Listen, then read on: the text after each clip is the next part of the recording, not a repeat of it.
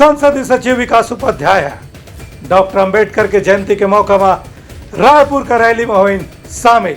रायपुर पश्चिम क्षेत्र के विधायक और संसदीय सचिव विकास उपाध्याय आज डॉक्टर भीमराव अंबेडकर के जयंती के कार्यक्रम में शामिल हुई।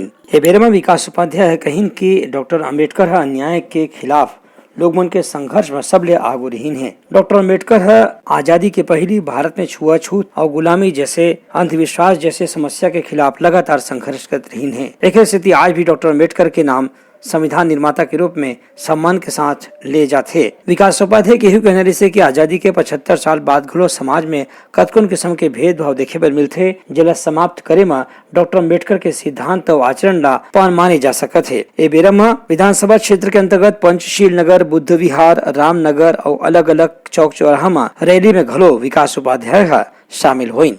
ब्यूरो रिपोर्ट, उतलंघा न्यूज।